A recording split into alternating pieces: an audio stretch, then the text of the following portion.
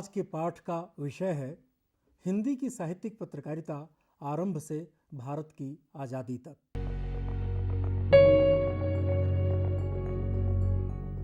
इस पाठ के अध्ययन के उपरांत आप भारत में हिंदी की साहित्यिक पत्रकारिता की परंपरा के आरंभ से परिचित हो सकेंगे। भारतेंदु, महावीर प्रसाद द्विवेदी और प्रेमचंद का योगदान जान सकेंगे। यह जान सकेंगे कि हिंदी की साहित्यिक पत्रकारिता किस तरह आगे बढ़ी और हिंदी पत्रकारिता के साथ हिंदी गद्य के विकास क्रम को आप जान सकेंगे।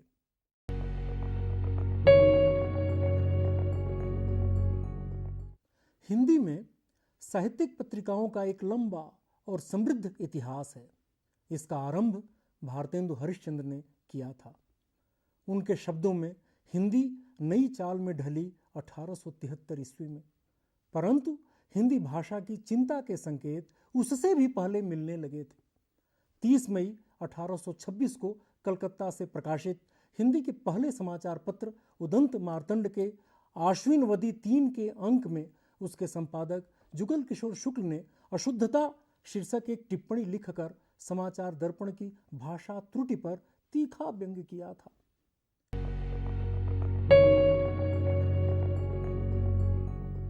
अगर हिंदी की साहित्यिक पत्रकारिता के आरंभिक काल की हम बात करें तो प्रारंभिक समाचार पत्रों में हिंदी के आरंभिक गद्य की झलक हम पाते हैं। हिंदी के आरंभिक समाचार पत्रों पर फारसी का प्रभाव था।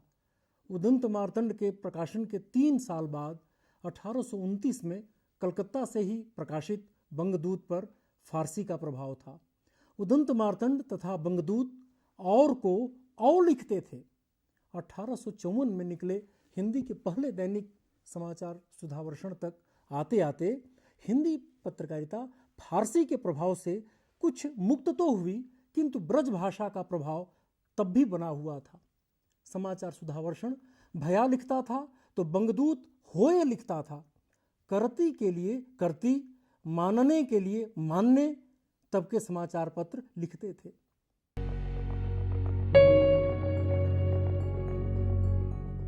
भारतेंदुकालीन साहित्यिक पत्रकारिता की शुरुआत जाहिर है भारतेंदु ने की और बनारस से की 15 अगस्त 1867 को, और जब उन्होंने कविता केंद्रित पत्रिका कवि वचन सुधा प्रकाशित की। उस पत्रिका के साथ ही कविता के पाठकों का विस्तार हुआ। बाद में गद्य साहित्य भी कवि वचन सुधा में छपने लगा।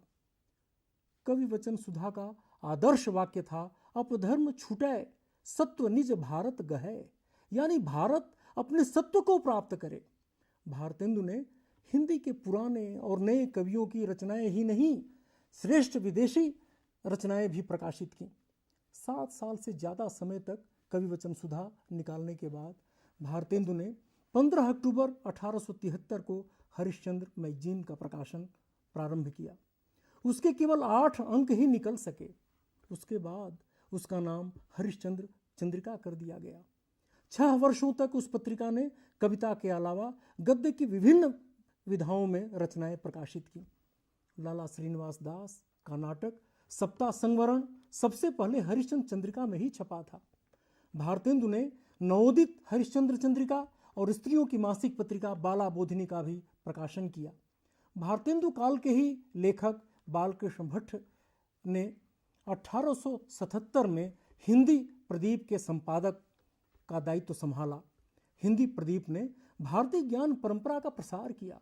भट्ट जी ने हिंदी प्रदीप में कालिदास, श्रीहर्ष, भवभूति, बिल्हड़, बाण, त्रिविक्रम भट्ट, हरिश्चंद्र, भारवी, क्षेमेंद्र तथा गोवर्धन आदि कवियों के जीवन और योगदान पर कई रचनाएं प्रकाशित की। और नल दमयंती, 100 अजान 1 सुजान, भाग्य की परख जैसे नाटक और व्यंग रचनाएं भी भट्ट जी ने हिंदी प्रदीप में प्रकाशित की। 1908 में माधव शुक्ल की कविता छापने के लिए हिंदी प्रदीप पर जुर्माना लगा, जिसे न चुका पाने के कारण उसका प्रकाशन बंद हो गया।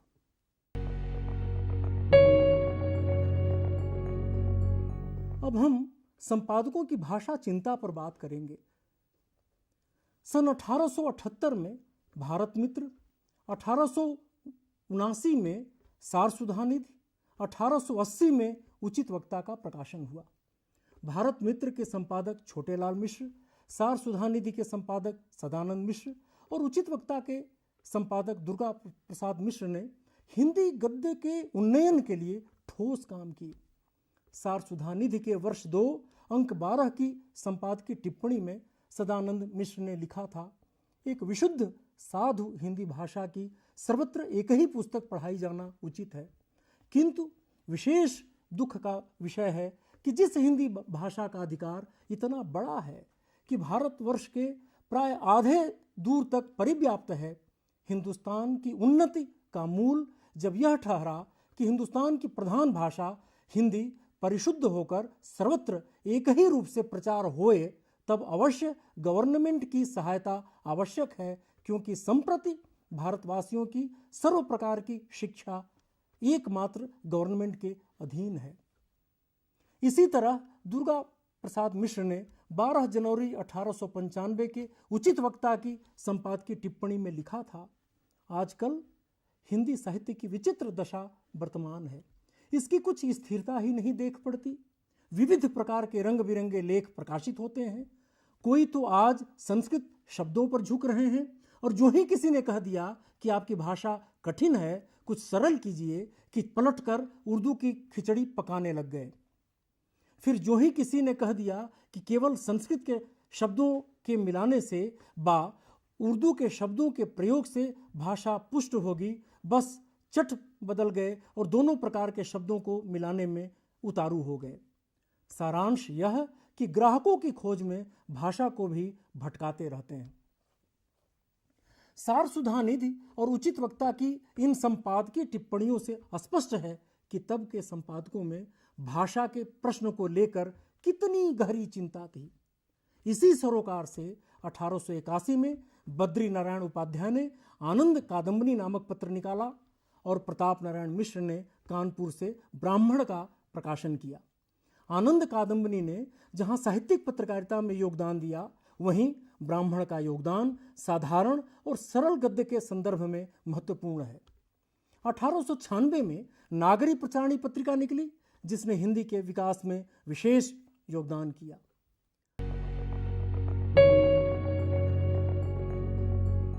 अब हम हिंदी साहित्य के उन्नयन में सरस्वती के अवदान की चर्चा करेंगे। सन 1900 में इलाहाबाद के इंडियन प्रेस से सरस्वती निकली। आरंभ में उसका संपादन एक समिति को सौंपा गया था, जिसमें बाबू श्याम सुंदर दास, बाबू राधा कृष्ण दास, बाबू कार्तिक प्रसाद, बाबू जगन्नाथ दास और किशोरीलाल गोस्वामी शामिल थे। प्रवेशांक के मुख्य पृष्ठ पर 5 चित्र प्रकाशित हुए थे। सबसे ऊपर वीणावादिनी सरस्वती का चित्र था, ऊपर बाईं ओर सूरदास और दाईं ओर तुलसीदास तथा नीचे बाईं ओर राजा शिव प्रसाद सितारे हिंद और बाबू हरिश्चंद्र के चित्र छपे थे। एक साल बीतते न बीतते यह स्पष्ट हो गया कि यह व्यवस्था ठीक नहीं है। अतः जनवरी 1901 से बाबू श्याम सुंदर दास ने संपादक का दायित्व संभाला। 1902 के आखिर में उन्होंने संपादन करने में असमर्थता जताई और एक नए संपादक के रूप में महावीर प्रसाद द्विवेदी का नाम सुझाया। पत्रिका के स्वामी चिंतामणि घोष द्विवेदी जी के महत्व से परिचित थे। द्विवेदी जी 1903 के जनवरी महीने में सरस्वती के संपादक बने। उन्होंने सरस्वती को ज्ञान के सभी अनुशासनों का खुला मंच बना डाला और यह भी सुनिश्चित किया कि प्रकाशन के पहले हर रचना की भाषा व्याकरण की दृष्टि से ठीक हो। द्विवेदी जी ने भरसक चेष्टा की कि मानक वर्तनी का उपयोग किया जाए। भाषा परिष्कार द्विवेदी जी की पहली प्राथमिकता थी। उन्होंने सरस्वती के नवंबर 1905 के अंक में भाषा और व्याकरण शीर्षक से अपनी भाषा नीति स्पष्ट की और भारतेंदु हरिश्चंद्र, राजा शिव प्रसाद, गदाधर सिंह, काशीनाथ खत्री, मधुसूदन गोस्वामी और पंडित बालकृष्ण भट्ट आदि की भाषा की गलतियों पर टिप्पणी की। हिंदी प्रदीप के संपादक बालकृष्ण भट्ट के जिस अवतरण को महावीर प्रसाद द्विवेदी ने उद्धृत किया है, वह है, जब तुम कुछ कर ही नहीं सकते तब मूड़ मारकर घर क्यों नहीं बैठे रहते। इस पर द्विवेदी जी टिप्पणी करते हैं, विचार्य शब्दों के प्रयोग में विधि निषेध का कुछ भी बंधन नहीं देख पड़ता। यहाँ तक कि जो के आगे कोई कोई तब का भी प्रयोग करते हैं। भाषा की यह अनिस्थिरता बहुत ही हानिकारिणी है। द्विवेदी जी के इस अनिस्थिरता शब्द को लेकर लंबा विवाद चला। भारत मित्र के संपादक बाल मुकुंद गुप्त ने आत्माराम के नाम से 10 लेख लिखकर द्विवेदी जी की तीखी आलोचना की। द्विवेदी जी ने सरस्वती के फरवरी 1906 के अंक में गुप्त जी द्वारा उठाए प्रश्नों का उत्तर दिया। द्विवेदी जी के उत्तर के बाद भी गुप्त जी संतुष्ट नहीं हुए। उन्होंने व्याकरण विचार और हिंदी में आलोचना शीर्षक लेख लिखकर द्विवेदी जी की फिर आलोचना की। तब गोविंद नारायण मिश्र सामने आए। उन्होंने हिंदी बंगवासी में आत्माराम की टेटे शीर्षक से लेख लिखकर गुप्त जी की आलोचना की। 1.5 साल तक चले उस ऐतिहासिक विवाद ने व्याकरण सम्मत भाषा और वर्तनी के प्रति साहित्यकारों को सजग बनाया। सरस्वती की संपादकीय टिप्पणियां और समालोचनाएं महावीर प्रसाद द्विवेदी स्वयं लिखते थे और उनकी समालोचना की साख इतनी थी कि जिस भी किताब की वे प्रशंसा कर देते थे उसकी प्रतियां देखते देखते बिक जाती थीं। उन्होंने साहित्य की सभी विधाओं और समाजशास्त्र, अर्थशास्त्र, राजनीति शास्त्र, नागरिक शास्त्र, इतिहास और आधुनिक ज्ञान विज्ञान को भी सरस्वती में महत्व दिया। अनेक रचनाकारों को सबसे पहले द्विवेदी जी ने ही अवसर दिया और जिनकी कविता या कहानी या लेख सरस्वती में छपते थे वे छपते ही चर्चा में आ जाते थे। श्याम सुंदर दास, कार्तिक प्रसाद खत्री, राधा कृष्ण दास, जगन्नाथ दास रत्नाकर, किशोरीलाल गोस्वामी, माधवराव सप्रे, राम नरेश त्रिपाठी, अयोध्या सिंह उपाध्याय हरिऔध, मैथिली शरण गुप्त, गया प्रसाद शुक्ल स्नेही, जयशंकर प्रसाद, सुमित्रानंदन पंत, सूर्यकांत त्रिपाठी निराला, महादेवी वर्मा, राय कृष्ण दास, माखनलाल चतुर्वेदी, बालकृष्ण शर्मा नवीन, रामधारी सिंह दिनकर आदि की रचनाएं सरस्वती में ही प्रकाशित होकर चर्चित हुई। सरस्वती ने सृजनात्मक साहित्य की हर विधा के विकास में ऐतिहासिक भूमिका निभाई। रामचंद्र शुक्ल की कहानी 11 वर्ष का समय 1903 में द्विवेदी जी के संपादन में सरस्वती में ही छपी। बंग महिला राजेंद्र बाला घोष की कहानी कुंभ की छोटी बहू सरस्वती के सितंबर 1906 के अंक में छपी।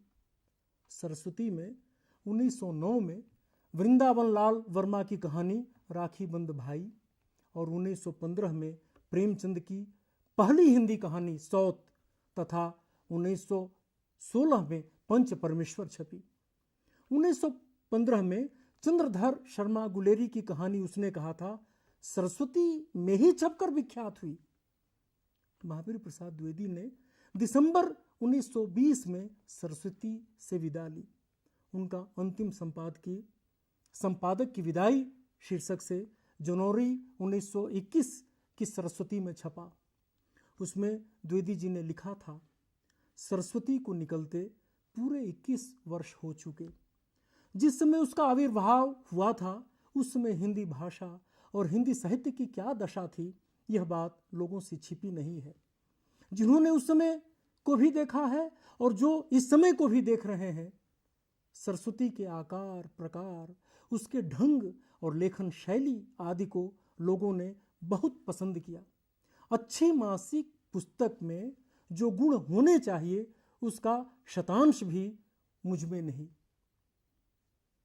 यदि सिर्फ एक विधा कहानी के विकास में सरस्वती के योगदान को देखा जाए तो वह बहुत बड़ा है।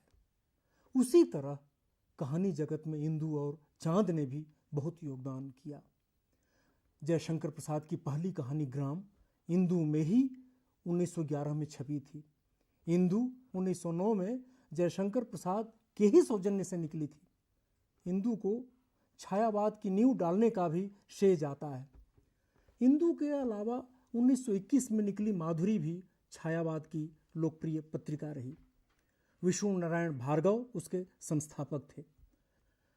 1920 में शिव प्रसाद गुप्त ने बनारस से आज का प्रकाशन प्रारंभ किया। बाबूराव विष्णु पराड़कर आज से उसके स्थापना काल से ही जुड़ गए थे। पराड़कर जी ने हिंदी पत्रकारिता को कई नए शब्द दिए। श्री, श्रीमती, राष्ट्रपति, मुद्रास्फीति पराड़कर जी के चलाए हुए ही शब्द हैं। पराड़कर जी ने आज के लिए वर्तनी के नियम स्थिर किए थे जो काफ़ी हद तक आज भी वहाँ लागू हैं। 1920 में ही चांद का प्रकाशन प्रारंभ हुआ। आरंभ में वह साप्ताहिक था, बाद में वह मासिक हो गया। चांद में ही महादेवी वर्मा का अधिकांश साहित्य छपा। चांद का फांसी अंक नवंबर 1928 में आया था और उसमें 4 अत्यंत महत्वपूर्ण कहानियां छपी थीं। वे हैं चतुरसेन शास्त्री की फंदा, पांडेवेचन शर्मा उग्र की जल्लाद, जनार्दन प्रसाद झा द्विज की विद्रोही के चरणों पर और विश्वंभर नाथ शर्मा कौशिक की फांसी। प्रेमचंद की प्रसिद्ध कहानी कफन चांद के अप्रैल 1936 के अंक में छपी थी।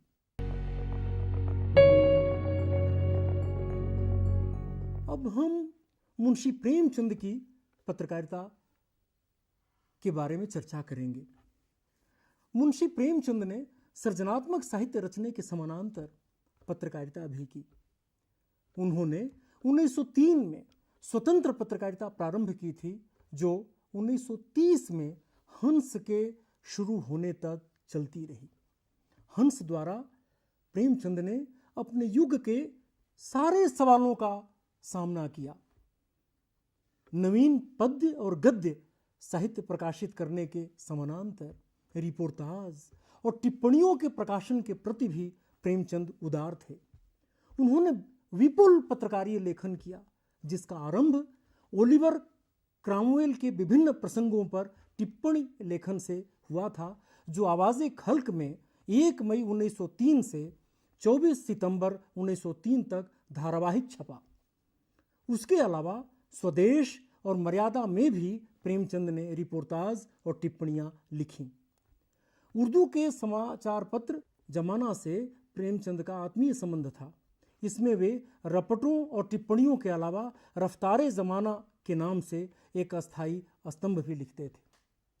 प्रेमचंद की शैली की वानगी के लिए हंस के फरवरी 1934 के अंक में प्रकाशित जाति भेद मिटाने की एक आयोजना शीर्षक प्रेमचंद की एक छोटी सी रपट को देखा जा सकता है।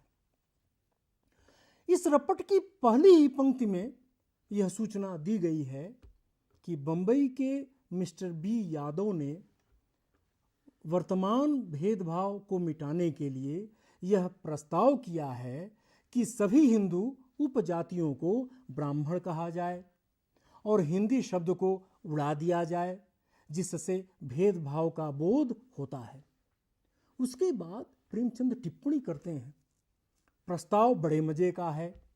हम उस दिन को भारत के इतिहास में मुबारक समझेंगे जब सभी हरिजन ब्राह्मण कहलाएंगे। हंस के ही जनवरी 1934 के अंक में प्रेमचंद की बिल्कुल छोटी टिप्पणी छपी है जिसका शीर्षक है अच्छी और बुरी सांप्रदायिकता। उस टिप्पणी में प्रेमचंद लिखते हैं कि इंडियन सोशल रिफॉर्मर नामक पत्र ने कहा है कि सांप्रदायिकता अच्छी भी है और बुरी भी।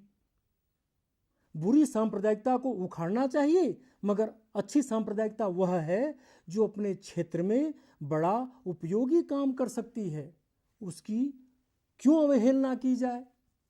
इतनी जानकारी देने के बाद प्रेमचंद एक वाक्य की टिप्पणी करते हैं। वे कहते हैं, अगर सांप्रदायिकता अच्छी हो सकती है तो पराधीनता भी अच्छी हो सकती है, झूठ भी अच्छा हो सकता है। तो प्रेमचंद की नज़र से न शोषित शासित दलित बचा रहा, न अभाव में डूबा समाज, न क्रूर जमींदार, न अंग्रेजी शासन की निशंसता। एक तरफ प्रेमचंद पराधीनता में पिसती जनता की पीड़ा का वर्णन करते हैं, तो आपदा की चपेट में आई जनता के साथ भी खड़े दिखते हैं। मुंशी जी ने 1934 में बिहार में आए प्रलयकारी भूकंप का मार्मिक चित्रण किया था। प्रेमचंद समाज के प्रवक्ता के बतौर हमारे सम्मुख उपस्थित होते हैं। वे यह सीख देते हैं कि पत्रकारिता मुद्दों पर केंद्रित होनी चाहिए। उन्होंने स्वाधीनता संग्राम, अंतर्राष्ट्रीय परिस्थिति, हिंदू मुसलमान, छूत अछूत, किसान मजदूर, नागरिक शासन, साहित्य दर्शन, धर्म समाज, शिक्षा संस्कृति और महिला जगत से लेकर राष्ट्रभाषा से जुड़े मुद्दों पर रिपोर्टाज, टिप्पणियां और लेख लिखे।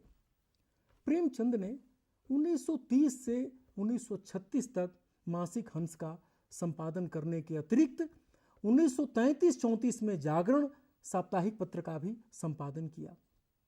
संपादक के रूप में प्रेमचंद एक तरफ अपने पाठकों को ब्रिटिश साम्राज्यवाद के खिलाफ महात्मा गांधी के आंदोलन में भाग लेने के लिए प्रेरित करते थे, तो दूसरी तरफ अंग्रेजी शासन के कुकृत्यों और नृशंसता का तीव्र प्रतिवाद भी करते थे। इसीलिए जागरण और हंस को कई बार ब्रिटिश शासन का कोपभाजन बनना पड़ा।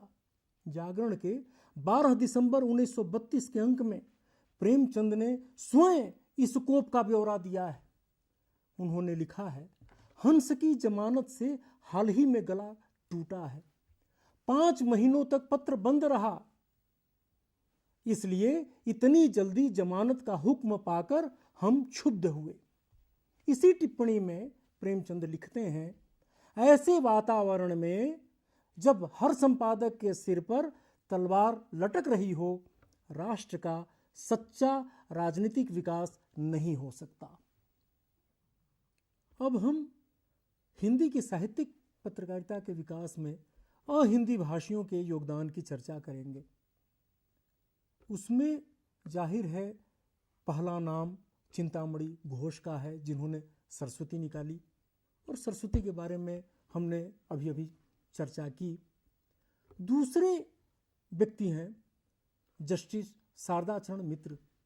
जस्टिस शारदाचरण मित्र ने 1909 में देवनागर नामक पत्रिका निकाली थी, और उसने देवनागरी लिपि के विकास के लिए, देवनागरी लिपि के उन्नयन के लिए बहुत ही महत्वपूर्ण भूमिका निभाई।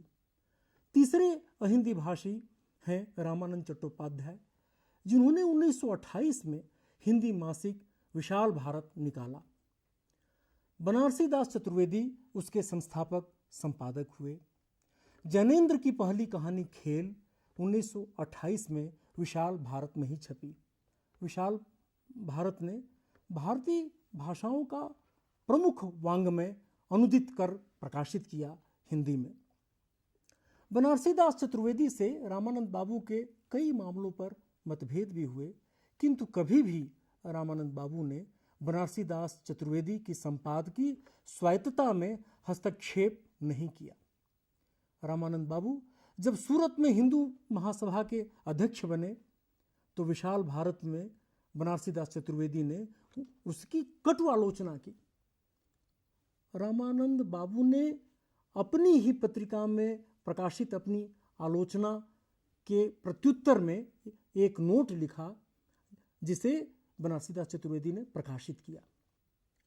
1937 में बनारसी दास चतुर्वेदी के आग्रह पर विशाल भारत का संपादन करने के लिए अज्ञेय कलकत्ता आ गए। उसके पहले वे सैनिक में काम कर रहे थे। अज्ञेय 1936 में आगरा के साप्ताहिक सैनिक में अनाम संपादक थे। वहाँ साल भर उन्होंने काम किया था। अज्ञेय हिंदी के अकेले साहित्यकार हैं जिन्होंने हर तरह की पत्रकारिता की।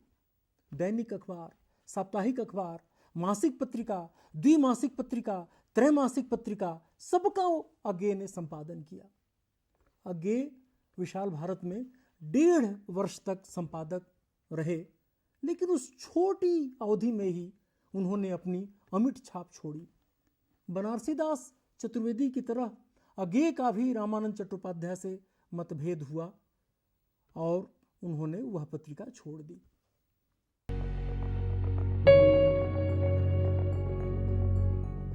अब हम भाषाओं की निकटता के बारे में चर्चा करेंगे। सृजनात्मक साहित्य को गति देने के अलावा अनुवाद साहित्य प्रकाशित कर भाषाओं को निकट लाने का काम हिंदी की पत्रिकाओं ने लगातार किया। भारतेंदु द्वारा प्रारंभ की गई अनुवाद साहित्य प्रकाशित करने की परंपरा अनवरत जारी रही। विशाल भारत ने प्रचुर अनुवाद साहित्य प्रकाशित किया। हजारी प्रसाद द्विवेदी के संपादन में 1942 से 1947 तक प्रकाशित विश्व भारती पत्रिका ने रविंद्र साहित्य से हिंदी जगत को अवगत कराया। रविंद्रनाथ टैगोर ने द्विवेदी जी के बारे में कहा था कि उनका ज्ञान हम लोग 500 वर्षों में भी सीख पाएंगे कहना कठिन है। टैगोर ने यह टिप्पणी इसलिए की थी क्योंकि द्विवेदी जी ने भारतीय दर्शन, अध्यात्म, साधना, इतिहास, संस्कृति और कला को खोख डाला था और वैदिक वांग्मय, इतिहास, संस्कृति, नीति शास्त्र, दर्शन शास्त्र और काव्य शास्त्र का हजारी प्रसाद द्विवेदी ने अपने साहित्य में जितना समर्थ उपयोग किया था उतना किसी अन्य साहित्यकार ने नहीं। विश्व भारती पत्रिका के प्रवेशांक की संपादकी में हजारी प्रसाद द्विवेदी ने दिखलाया था कि देश आज किस प्रकार नाना भांति की संकीर्णताओं का शिकार बनता जा रहा है। उससे रक्षा पाने का सर्वोत्तम उपाय साहित्य ही है।